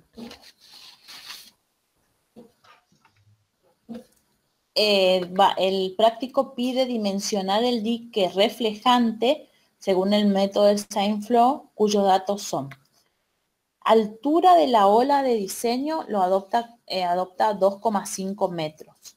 La longitud de la ola, 75 metros. la profundidad al pie de obra 12 metros, el peso específico del agua 1,025 y el peso específico del hormigón 2,4 toneladas por metro cúbico. Dijimos que para emplear el método de Seinfeld necesitamos verificar el cumplimiento de la hipótesis de la onda estacionaria, ¿sí? Donde la profundidad, se debe cumplir que la profundidad máxima al pie de obra sobre la altura de la ola tiene que ser mayor o igual a 2. Entonces, reemplazo los valores, esto, y me da 4,8. Es mayor a 2, entonces cumplo con esta hipótesis. Entonces puedo emplear el método de Seinfeld. Vamos a emplear, el segundo paso es determinar la sobrelevación del nivel de agua, H sub 0, respecto al nivel de agua en reposo. Como ya habíamos dicho en la teoría, es una función hiperbólica que está en función de la altura de la ola, de la longitud de la ola y de la profundidad máxima al pie de obra, ¿sí? Reemplazando los valores, me da que esa sobrelevación es 0,41 metros. No sé por qué tengo con 3 decimales, pero redondeen ustedes en el práctico que van a hacer, redondeen a 2 nada más. El cálculo de las presiones actuantes, vamos a emplear el diagrama este de cresta, en estado de cresta, digamos, ¿sí? Y vamos a calcular P sub 1 y P sub 2.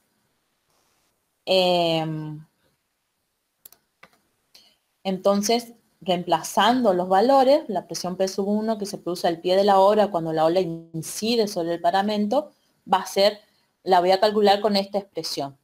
Tengo todos los datos, la calculo y me da 1,65 toneladas por metro cuadrado esa presión P sub 1 al pie de la obra.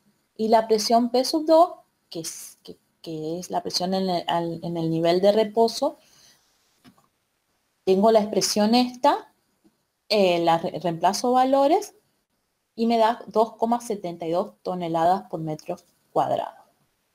¿Sí? Bueno, acá calculamos también P sub 3, pero no la voy a utilizar. Una vez que tengo las presiones, voy a calcular la subpresión P sub U. Dijimos que esta subpresión va a depender de la hipótesis de comportamiento que fijo para la obra. Era cuando la altura de la obra admite el sobrepaso de la ola de diseño o cuando la altura de la obra no admite el sobrepaso de la ola de diseño. Y en este caso vamos a tener que, además de no admitir el sobrepaso de la ola, se forma una onda estacionaria, que sería nuestro caso, ¿sí? O cuando hay rotura de ola. Nosotros vamos a calcular esta supresión porque es nuestro caso, digamos, es una onda estacionaria y no admite el sobrepaso de la ola. Entonces, reemplazando los valores, fíjense que P sub U coincide, es lo mismo que P1, ¿sí? En este caso, P1 y P sub U van a ser iguales. Una vez que tengo calculado esa presión, vamos a dimensionar vamos a adoptar el predimensionado de la estructura. O sea, vamos a adoptar lo que el PIAN nos recomienda, ¿sí? En este caso, acá yo le hice un dibujito, ¿sí? De las recomendaciones, donde nosotros acá tenemos pared inclinada, no es recta, ¿sí? Es pared inclinada. Adoptamos las dimensiones, o sea, fíjese que A dice A más B 0,75 de la altura, me da 1,8. Yo adopté A 1 metro, B 1 metro, ¿sí? O sea que A más B va a ser 2 metros. C C, esto es de 0,7 a 1 la altura del aula de diseño, o sea que varía entre 1,75 a 2,5. Yo ocupe 1,75. F es 0,5 de HD, 1,25. G, esta altura de coronamiento, tienen que adoptar de tal forma que sea la suma de C más F, ¿sí? C más F va a ser G. Y bueno, y el ancho de la obra, dice, me da a mí 9,6 metros, adopté 10 metros, la profundidad ya teníamos 12 metros, y bueno, y con este predimensionado vamos a empezar a calcular el peso de la obra, ¿sí? El peso de la estructura, no sé, capaz que ustedes lo hacen no tan complicado de cómo lo encaré yo. Yo dividí en un rectángulo, en un triángulo, en un rectángulo, porque de esta parte de aguas, de nivel de aguas quietas, para arriba es el peso seco y de esta parte para abajo es el peso sumergido de la estructura, ¿sí? Por eso lo dividí así. Entonces voy a hallar el WA, el peso de el peso de este triángulo y el peso de este rectángulo. Y después el peso de este rectángulo sumergido. Acá están... sí. Profe, una pregunta. ¿Ese escalonamiento que se hace, se lo hace para hacer variar el baricentro o para ahorrar hormigón o para qué? No sé cuál será ¿De la parte de arriba? El de sí, arriba, sí. El tema de la parte de arriba, esta parte de arriba que se coloca es porque, esto ya lo habíamos explicado, como se calcula con la ola de 1/3 del promedio superior, obviamente va a haber un oleaje que siempre va a tender a pasar por encima de la obra. Entonces suele ponerse ese espaldón de manera tal de que permita proteger contra aquella parte que está contra el oleaje, digamos, que tiene una altura superior al promedio que nosotros hemos adoptado, ¿no? Y porque además en la zona plana, como decía la ingeniera Pedrasoli, se usa o para poner cintas transportadoras, tuberías o para que circulen los vehículos y de paso obviamente protege todas esas instalaciones, ¿no? O sea, como estas obras son muy caras, construir para la máxima altura de oleaje no hay relación beneficio-costo que justifica. Entonces se suele construir ese espaldón contra el área de donde viene el oleaje. Esa es, digamos, la justificación de por qué aparece eso en ese sector. Pero vos preguntás por qué se elige esta pared inclinada. No, era la pregunta, era eso lo que me porque respondió el Inge. bueno, porque esto voy a adoptar, puede ser escalonado, inclinado, digamos, pero es un faldón que ahora van a ver ahí también en el dique de escollera, de la escollera sur de Quequén, también hicieron este faldón, digamos. Le agregaron el faldón ese.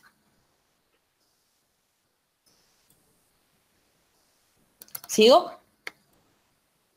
Sí, profe.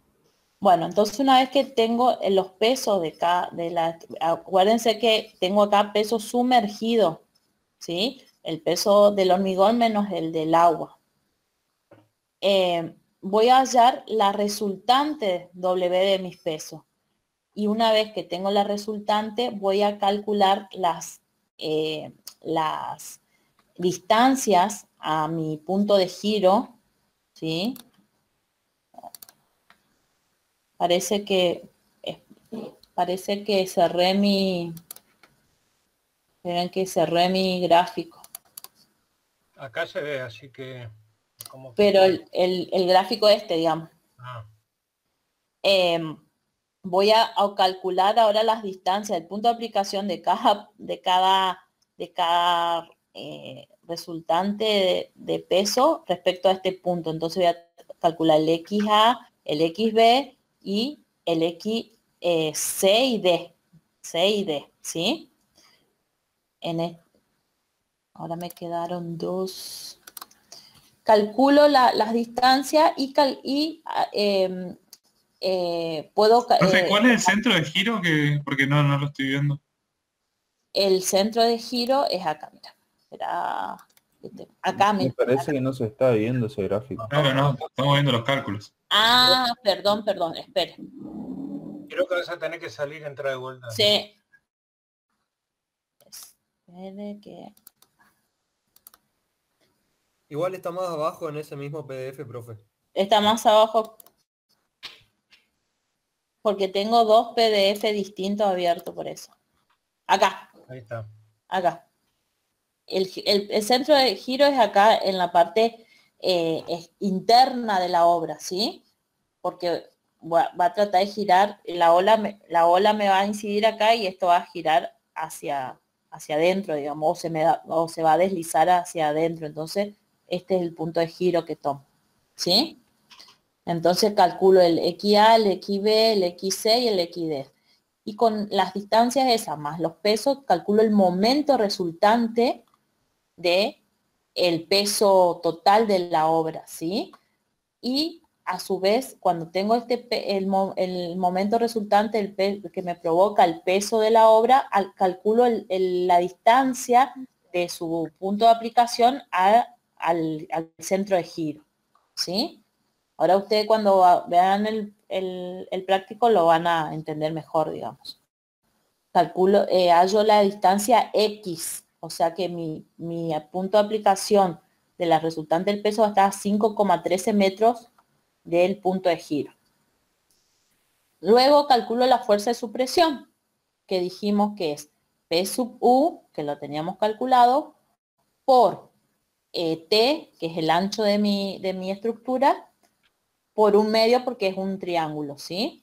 Y la distancia de aplicación de esa fuerza va a estar a 2/3 de T. Y el momento que me va a provocar esa fuerza va a ser esa fuerza por la distancia esta, XS, ¿sí? Ya tengo entonces este diagrama también, estas solicitaciones calculadas. Ahora vamos a calcular la fuerzas horizontales, o sea, el diagrama de fuerzas horizontales de presiones para hallar la fuerza resultante horizontal de la ola.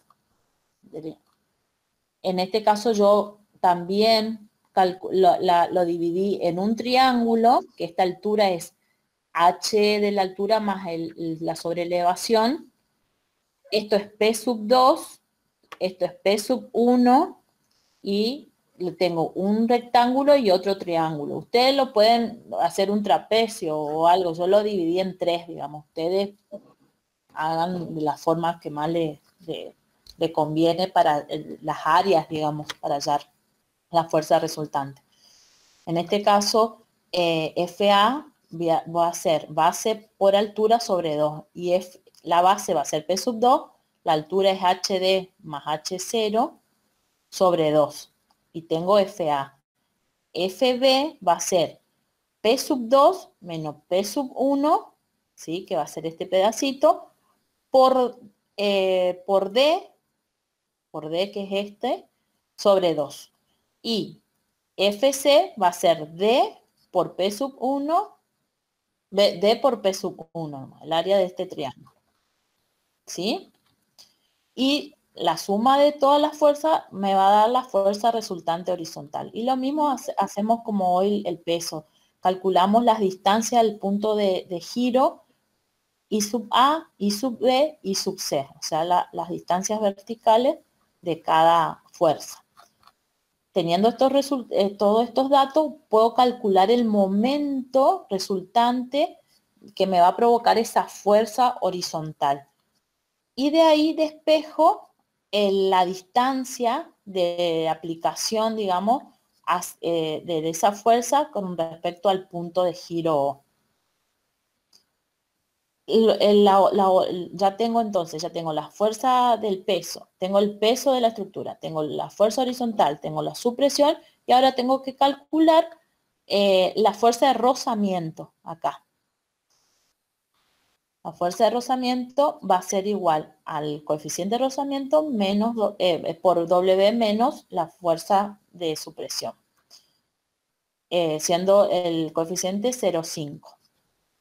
Calculamos, ya tengo la fuerza de rozamiento, o sea que ya tengo todas las solicitaciones para poder verificar al volcamiento y al deslizamiento. Entonces, adopto como coeficiente de volcamiento adopto 2, el límite de trabajo, digamos. Entonces, tengo que el coeficiente por el momento provocado por la fuerza horizontal tiene que ser menor o igual a el momento provocado por el peso de la estructura menos el momento provocado por la supresión, ¿sí? Reemplazando valores, me verifica, digamos, 443 es menor a 978 tonelámetros. Entonces, verifica el volcamiento. Ahora vamos a verificar al deslizamiento, adoptando como coeficiente de seguridad con el límite de trabajo 1,5. Entonces, tengo que la fuerza horizontal, la que me va a provocar el empuje, por el coeficiente de seguridad, tiene que ser menor o igual a lo que me va a contrarrestar ese empuje, que es la fuerza de rozamiento, digamos, ¿sí? Como tengo todos datos, reemplazo los datos y me da que 45,29 toneladas es menor a 96,52, me verifica al volcamiento. O sea, que las dimensiones que adopté verifican al deslizamiento y al volcamiento.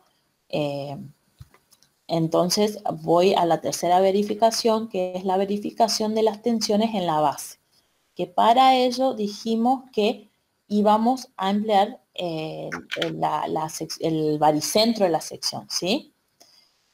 Calculamos las distancias, o sea, la distancia que hay entre los puntos, la línea de aplicación de W y de FS respecto al baricentro. Y ya lo tenemos, acá la distancia vertical del punto de aplicación de la fuerza horizontal ya lo tenemos. Entonces, acá calculamos esa distancia y calculamos la fuerza normal, que va a ser Fs, que va para arriba, menos W, ¿sí? Y me da a la compresión, digamos, menos 193 toneladas. Y calculo el momento respecto al baricentro, que va a ser F por I, o sea, adopto un criterio que lo que van en sentido horario es positivo y antihorario negativo.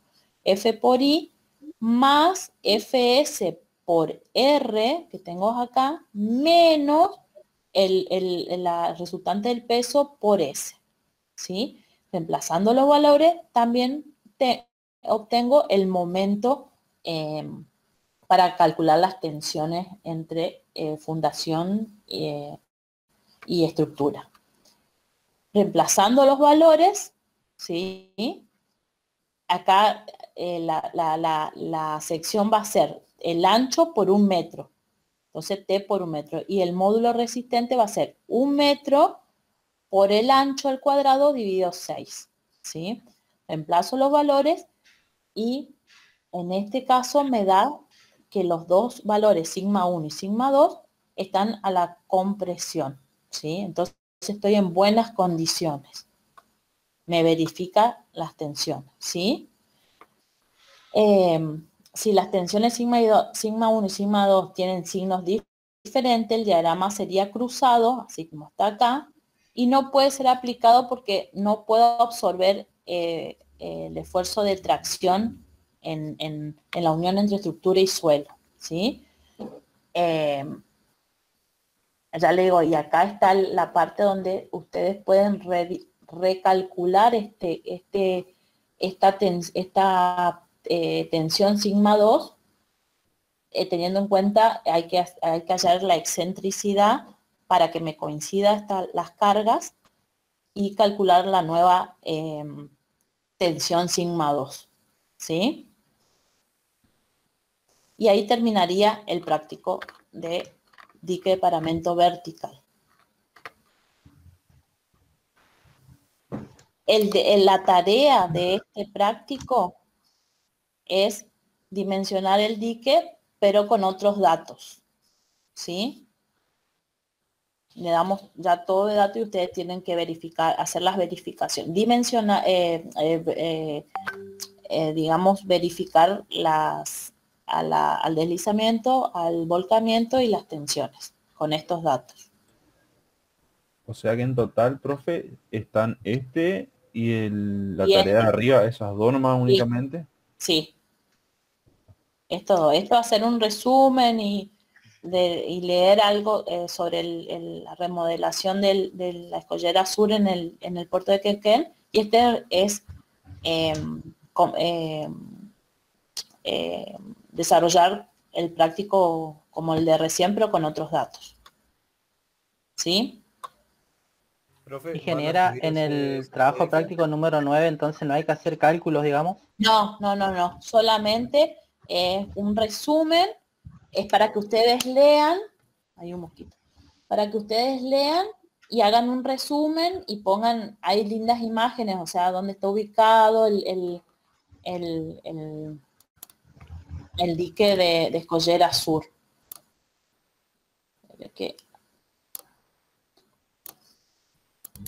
¿Ingeniera va a subir a la página las consignas de los prácticos? Yo, sí, le voy a por ahora adelantar en el grupo, ¿sí? Al grupo. Le voy a pasar ahora al grupo de WhatsApp. ¿Ustedes ven ahí algo? Sí, se ve. El Sí. dique de Escollera, son imágenes que hay en internet, ¿sí? Veo acá, donde está el extremo, la prolongación. Miren los murales del faldón, digamos.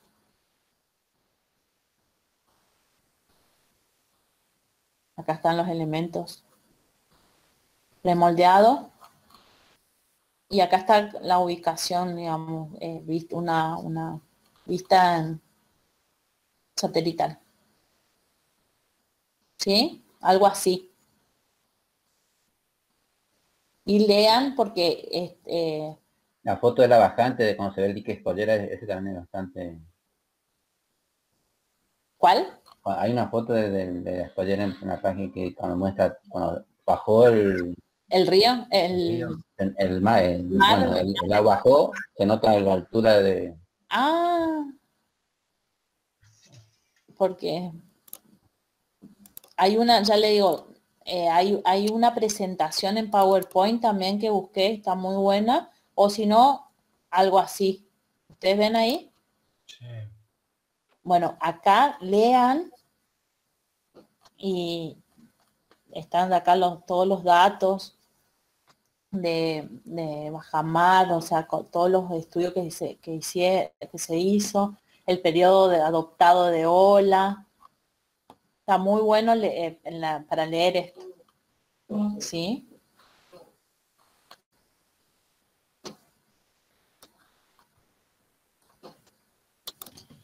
Bueno, chicos.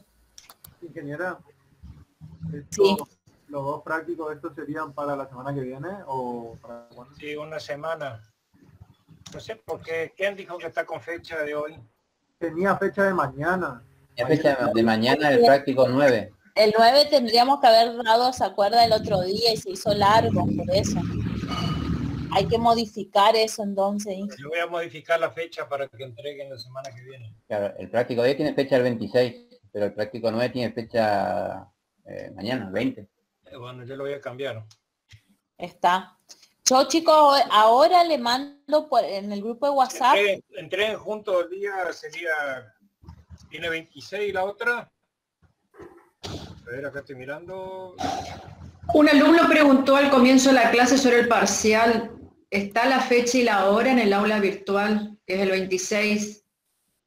Insisto, ustedes, bueno, vamos a poner, ya que tienen parcial el 26, pongámosle que el 27 entreguen estos dos prácticos. ¿Estamos? Sí. Esto voy a cambiar la fecha.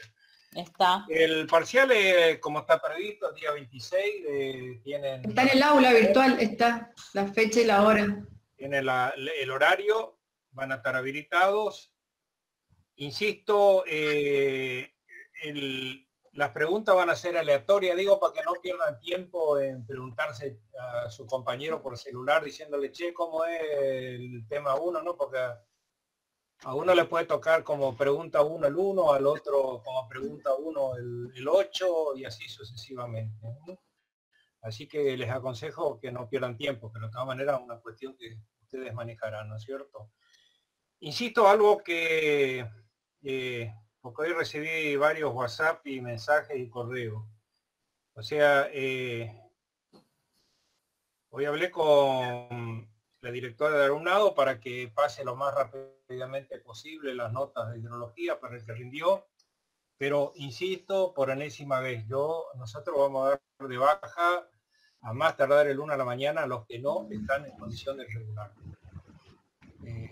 Tenemos una enorme cantidad, 24 alumnos es demasiado. Y como ¿Ya tenés la lista de los que están en condiciones? ¿Ya está la lista?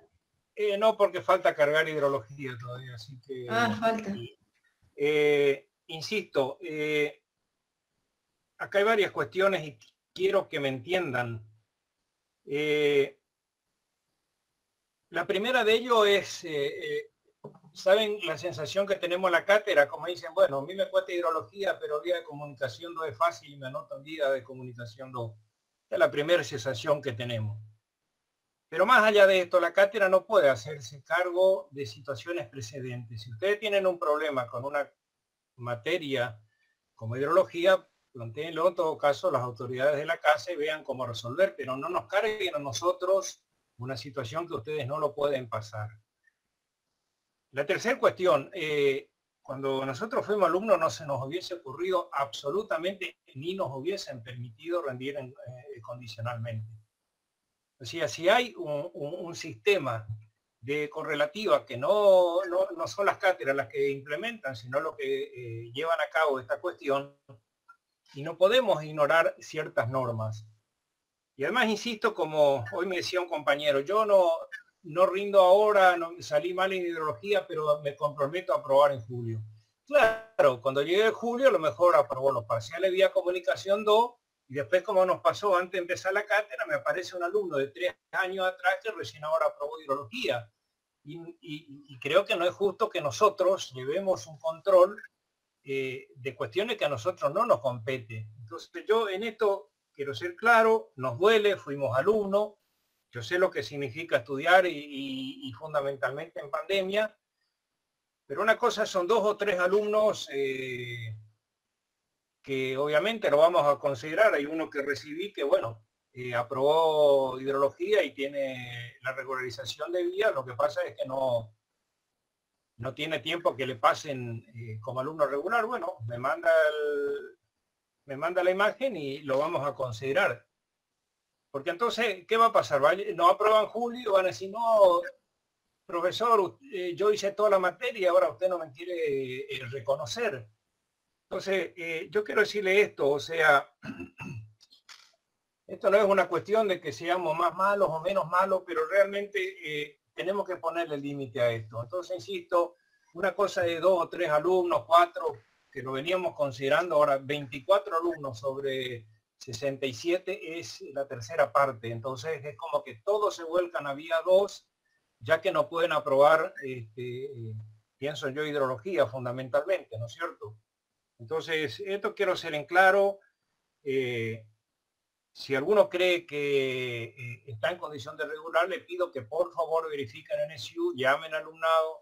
Yo le pedí a Graciela Piola que por favor trabajen en este tema para que a más tardar el viernes tengamos cargado toda la información que corresponda.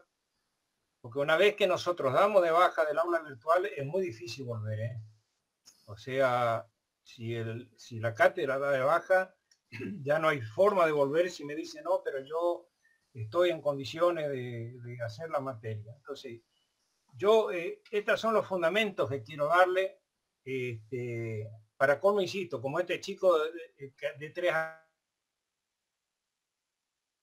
ya no tenemos la facultad donde no podemos ir, o sea, nosotros tenemos que hacer personal administrativo, llevar toda la documentación, por si dentro de 2 o 3 años alguien aprueba hidrología y nos plantea que quiere que le pasemos la materia al CIU, o obviamente en el examen que se presente. Entonces, vamos a aplicar las normas que la llevamos a cabo nosotros, insisto. La verdad que cuando yo cursé la materia, la carrera, ni se nos hubiese ocurrido, porque no nos hubiesen permitido cursar si no teníamos las materias precedentes. Esto es, les puedo garantizar que era extremadamente riguroso. Entonces, esto yo quería decirles con mucho dolor en el alma, porque también soy padre, sé lo que a mis hijos les significó estudiar, y me duele muchísimo. Pero, insisto, 27 alumnos en situación condicional es demasiado, y les pido que nos comprendan a toda la cátedra, y creo que este criterio también están empezando a adoptar otra cátedra. Quizás en un momento haya que conversar a ver si las correlativas de esta materia son las que corresponden o no, y qué se puede exigir, ¿no es cierto? A lo mejor que hidrología sea una materia que se regularice y no se apruebe, ¿no es cierto? Qué sé yo, no sé, esto habría que conversarlo. Así que bueno, nos vemos mañana. Mañana la clase no es muy larga, y nos encontramos después ya en el parcial. Ingeniero, una consulta. ¿Podría explicar la modalidad del parcial? O sea, ¿cuántas preguntas son? ¿Cuánto tiempo tenemos para el práctico? Ustedes van a tener, déjenme que verifique, creo que fijé 1 hora y media o 2 horas como máximo. Hay 20 preguntas, hay teoría y hay 2 prácticos a desarrollar. Y tienen un tiempo para cada uno. O sea, si ustedes y además no pueden volver hacia atrás. Si usted la pregunta, 1 hora y media, ingeniero, en el cronograma. Sí. El año pasado en 1 hora y media entregaron todo. No es un examen complicado. O sea, yo le diría que el año pasado el 90% aprobó en la primera oportunidad. Lo que sí, una vez que ustedes salten la primera pregunta, no pueden volver hacia atrás. Claro, o sea, es para que no haya, nosotros no tenemos forma de controlarnos, no puedo tener a esta cantidad de alumnos en una pantalla controlando, es imposible. Entonces, para que no se consulten y vuelvan atrás, la pregunta tal que me preguntaba, ¿cómo es el empuje en una obra de abrigo vertical? Y si alguien ya contestó, ustedes vuelvan atrás y contesten. Bueno, primero insisto, los órdenes van a ser absolutamente aleatorios. O sea, si a uno le toca tal pregunta como uno, y al otro le puede tocar otra, y además no pueden volver hacia atrás. Así que no es complicado, insisto. Si ustedes medianamente siguieron la materia, no debieran tener problemas. El año pasado la verdad que nos satisfizo mucho, porque insisto, alrededor del 90% aprobaron en la primera oportunidad. Así que... Perfecto. ¿Y el práctico sería el desarrollo, sacar fotos y subir al aula, o cargar directamente valores en el aula virtual? No, porque tienen que poner valor, y el multiple choice, si aciertan el valor, le pone el puntaje. ¿Ah? Perfecto, gracias. O sea, lo que nos toma es el resultado final. Si está en el resultado final, le sube el puntaje, ¿no es cierto? Así que, insisto, no es muy complicado el tema. Tratamos de encontrar un equilibrio, un punto medio para que, bueno, donde todas las partes pongamos lo que podamos en esta situación, ¿no es cierto? Que no es la ideal, pero bueno, con la virtualidad hagamos lo mejor que podamos. Puedo garantizarle que un poco más fácil que si el examen fuese presencial. O sea, ingeniero, que tenemos que entrar al aula virtual, se nos va a habilitar, y empezamos el examen, contestamos todo, digamos, y se cierra en el tiempo que se tiene que cerrar. Y tenemos que estar aparte conectados vía No, nosotros no vamos a controlar, porque no tengo forma de controlar a esta cantidad de alumnos. Ustedes entran múltiple choice y hacen lo que tienen que hacer. Perfecto. O sea, que además le digo, tienen tiempo por pregunta, ¿no es cierto? O sea, la pregunta 1 tiene 2 minutos, o sea, Si ustedes no estudiaron y quieren buscar en el apunte, le pasó los 2 minutos, ¿entienden? O sea, tienen tiempo asignado, o sea, si no estudiaron o por lo menos no saben dónde está la cosa, o sea, entre que busquen y traten de buscar en el apunte la respuesta, ya les va a pasar el tiempo de la pregunta, así que por eso y ahí pasa la próxima pregunta. pasa la próxima aleatoriamente, o sea, pasa la otra y ya no pueden volver hacia atrás, ¿no es cierto? O sea, ¿Y el tiempo de duración de la teoría de una pregunta práctica es diferente? sí, obviamente el práctico tiene más tiempo, sí. Pero por eso digo, traten de, digamos, armamos porque no tenemos forma de controlar a tantos alumnos, ¿no es cierto? Y está armado, insisto, para que si no estudiaron, y miren, por más que tengan el apunte a mano, no, mientras busquen la respuesta, en qué capítulo está, en qué parte está, le va a saltar a la otra pregunta. Así que bueno, este es el sistema que estamos aplicando. Bueno, o sea que no tenemos, es aula virtual, no tenemos Zoom el 26. No, hasta que ustedes... No, solamente ese día tenemos parcial. Bien. Está. Bueno, ingeniero, perdón, ¿abre a las 3 el parcial entonces el lunes? A las 15 horas, sí. A las 15. En aula virtual y ahí le va a abrir el parcial.